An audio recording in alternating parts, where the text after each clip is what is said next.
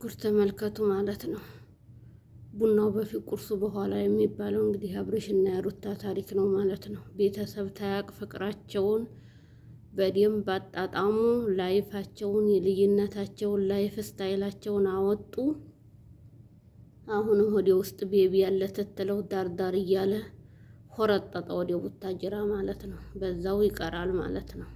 ጉድ የማይሰማ የለም። አሰላሙ አለይኩም ወራህመቱላሂ ወበረካቱ። ውድና የተከበራችሁ የመሪም ቅመም ቻናል ተከታይ በሙሉ ሰላም እንዴት ናችሁ? እኔ ሰላም ነኝ አልሐምዱሊላህ። ለቻናሉ አዲስ የሆናችሁ ሼር፣ ላይክ፣ ሰብስክራይብ እያደረጋችሁ አበረታቱኝ ማለት ነው። ቡናው በፊት ቁርሱ በኋላ በሆነ ትዳር አላህ ይጠብቀን ማለት ነው።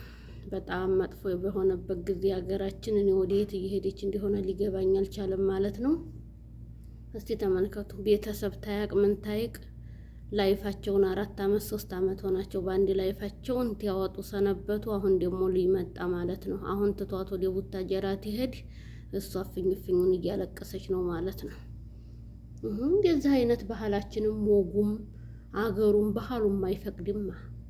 አንድ ሴት ልጅ ቢወደውም ቢወዳትም ልጅና ልጅ እወድሃለሁ ትወድኛለሽ ወይ ተባብለው ተተዋደዱ በኋላ ቤተሰብ ነው የሚጠየቀው። ተቤተሰብ በኋላ ምንድነው? ሰርግ ነው ወይም የቤተሰብ ትውውቅ ነው።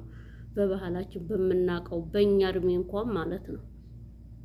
እነሱ ተዋደዱ፣ ጓዟን ይዛ እናትና አባቷን አይንህን ላፈር አይንሽን ላፈር ብላ ወልደው አሳድገው ስንት ዋጋ ከፍለው እዚህ ያደረሷትን ለወንድ ዕቃ ብላ ማለት ነው። ለወንድ ዕቃ ብዬ እኔ ቤተሰቦችን ልተው እዛ ፍግም ይበል ወንድ ማለት ነው። እዛው እቃውን ማለት ነው። እቃውን እዛ ድመትና ውሻ ይብላል። ደግሞ ለወንድ ዕቃ ብዬ በማንምና በምንም ቤተሰቦችን ለወንድ ዕቃ ብዬ አልለውጥም። ለወንድ ዕቃ ብላ ቤተሰቦቿን ትታ አዲስ አበባ ቡታጀራ መጣች ማለት ነው። አዲስ አበባ ቡታጀራ መጣች። ተዛ ላይፏን አወጣች። ከዛ እንደገና ደግሞ ተቡታጀራ አዲስ አበባ ይዛ ሆደች ማለት ነው። ከዛ ቤተሰቦቿ እሷ ልጃችን አይደለችም እያሉ አይታችኋል። እህቷ ሁሉ እየፎከረ በሶሻል ሚዲያ እንደገና ይቅርታ አለች። ምንም ቢሆን ተቤተሰብ ምንም ቢሆን ተፈጣሪያችን ለጥቆ ቤተሰብ ነው። 30 ባል ቢወድሽ ወንድ ነውና የሰው ልጅ ነውና መቀየሩ አይቀርም። አሁን በፍቅር በወረት ነው እንጂ በተለይ ደግሞ ያሁን ዘበኑ እንዲ ሁሉን እንዲያያት እንዲያህያ ሁሉንም ተከትል ልህር ስለሚል ተሷ የተሻለ ሴት ያችን ሊመርጥ ይሄዳል። ያችን ሊከተል፣ ያችን ሊያሽበላብል፣ ያችን ደግሞ ቂጥ ሊለምን ይሄዳል የዛሬ ወንድ ማለት ነው። እና ምንም ቢሆን ማን እንደ ቤተሰብ በሀዘን በደስታ ማለት ነው። ራሱ ወልዲያችሁ እንኳን በክብር እናት አባት ድሯችሁ እንኳን ተባል ቤተሰብን ነው ማስቀደም ያለባችሁ። ወንድ ይሄዳል ትቀር ይቀራል። ዛሬ ወንድ ዛሬ ባልሽ ነው፣ ነገ ጠላትሽ ነው።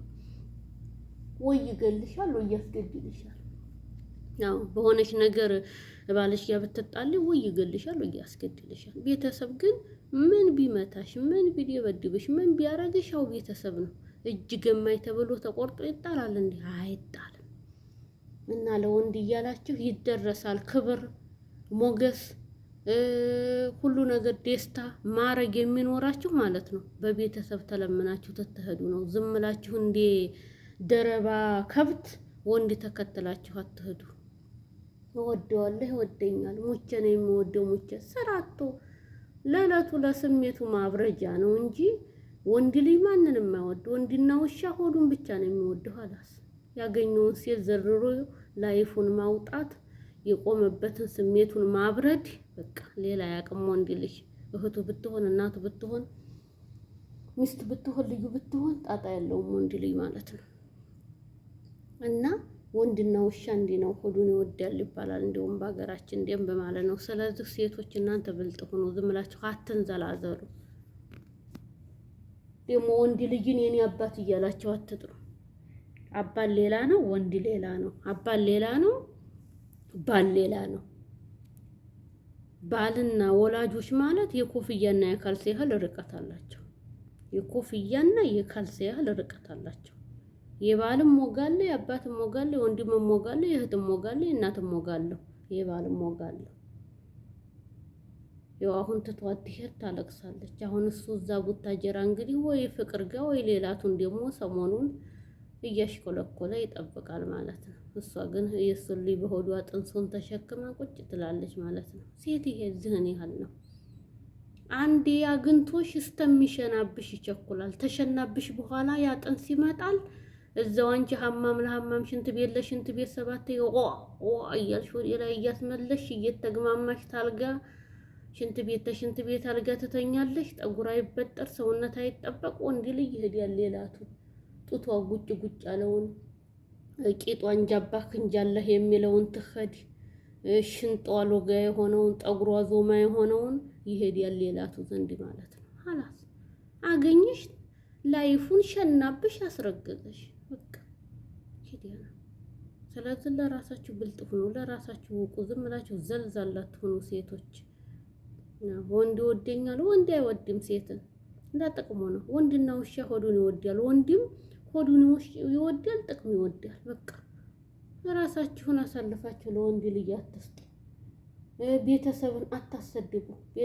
ቤተሰብ በላይ ባሌን ወደዋለሁ እያላችሁ ራሳችሁንም ቤተሰብንም ዝቅ አድርጋችሁ አታሰድቡ።